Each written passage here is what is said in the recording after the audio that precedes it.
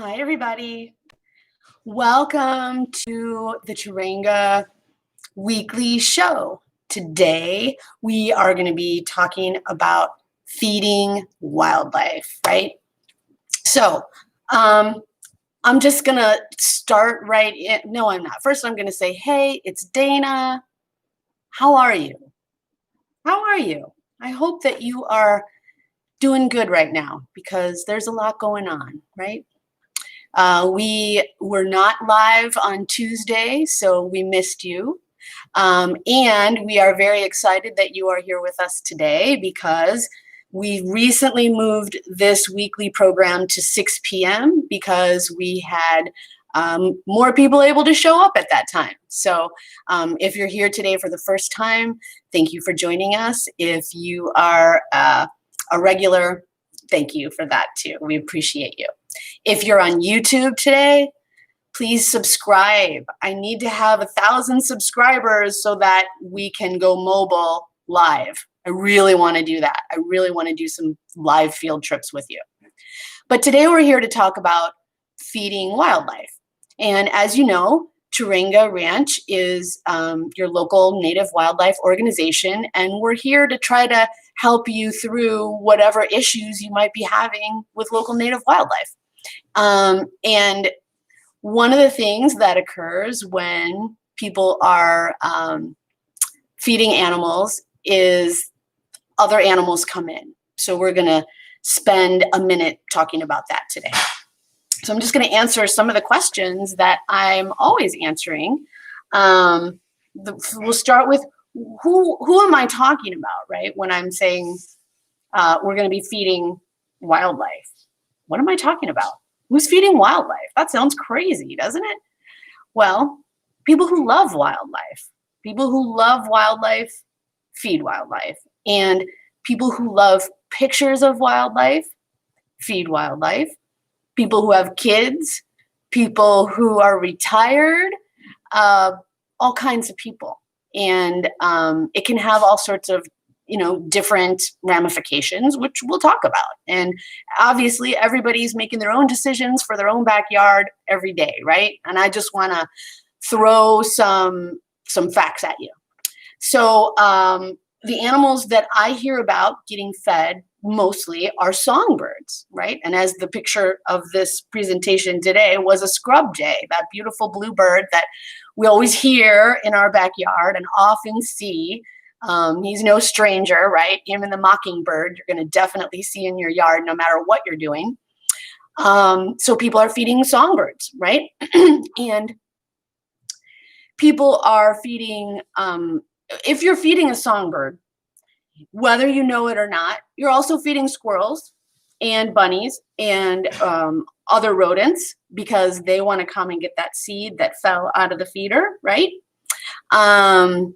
You might be feeding hummingbirds. You might have a sugary liquid in a container right on your patio. I've seen pictures of bears going after hummingbird feeders because they love sugar, right? We feed opossums, and we feed raccoons, and we feed skunks, right? And sometimes we mean to. There are people that are like, I love to feed the wildlife. I want to put my critter cam out and watch the opossum eating the cat food. Some people like to do that. Some people are feeding feral cats, and they don't realize that they're attracting wildlife that way. One example with feral cats is one of the main predators of a feral cat would be a coyote. And since the coyote is omnivorous, he can eat the cat food. So the smell of the cat food out there is going to attract the coyote. And coyote also knows that where there is cat food, there will be raccoons, opossums, and feral cats.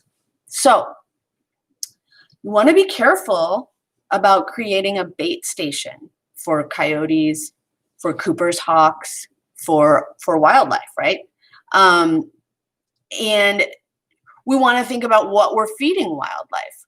When I talk to people, they're feeding Niger seeds, sunflower seeds, they're feeding millet. And then I ask myself, what would these animals be eating in the wild? Would they be eating Niger seed in Southern California? Would they be eating that variety of sunflower seed? Would they be eating millet? I don't know. But it feels to me like it would be important for the native animals to be eating what's naturally part of their diet. And, you know, just to know, I can't tell you how many people's yards we go to. They're like, oh, I'm having a coyote problem, or, oh, I'm worried about bobcats. And when I go, I see that they have an amazing wildlife wonderland going on in their backyard, right? There's probably a water source. They're probably feeding birds. And these are things that we love in our backyards, but we have to think about what else happens when we introduce certain things. So one of the things, what if you have a dog door, right? What if you have a dog door and you're feeding birds outside and you're attracting things like raccoons and opossums and coyotes? What's going to prevent them from just coming in your dog door?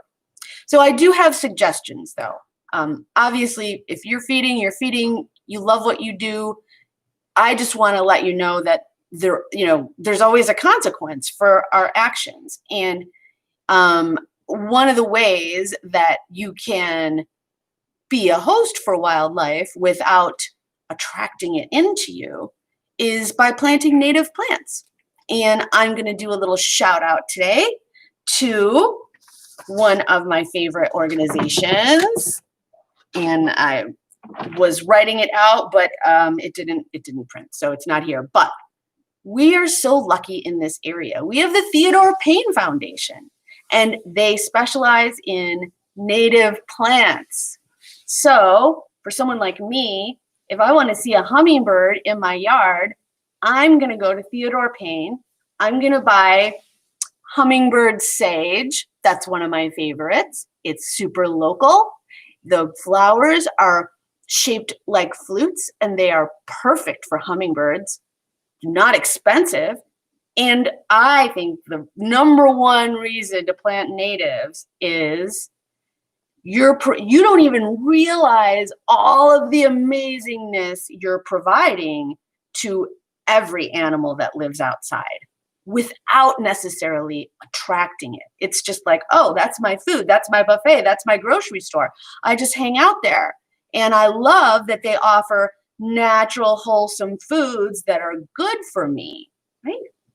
So I definitely recommend checking out Theodore Payne, and their website has lots of information about which native plants host which animals. That's what a great combination.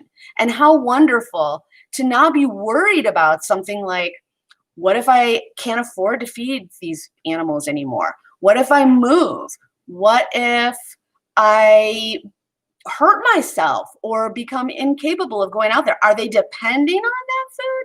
So anyway, a very super manageable way to get all the things you want with songbirds coming to you without messing up the natural balance is plant natives. There are so many, and I hate to say it this way, but technically they're weeds, right? Which means they grow really easily. Once they're established, you barely have to water them. They're like the superheroes of the plant world. Wherever you are, whatever your native plant is, that's what the native animals want to be eating. That's what they should be eating. And how lucky if you have an amazing resource that provides those native plants to you. What else did I want to talk about? I think that was it. And does anybody have any questions? If you are watching right now, either on YouTube or on Facebook, I would love to use this time to answer any question that you might have. So I'll give it a moment. But yeah, I mean, I have had people call me, hey, I'm having a bobcat problem. Hey, the Cooper's hawks are coming every day to my yard. And then I go and I find out there's all kinds of attractants in the yard. So that's what happens. All right. Well, you guys, it looks like we don't have any questions today. If you have any wildlife situations, please feel free to contact us. I am info@tarangaranch.org. Our website is www.tarangaranch.org. We have recently updated our calendar with all of our online events. And just thank you for joining us today. And again, if you're watching on YouTube, please subscribe. We need you. We want to grow our channel, and we just want to be in more places. So thank you so much, and take care, everybody. Take care. Take care of yourself. Take care of your loved ones, and just take care. Bye.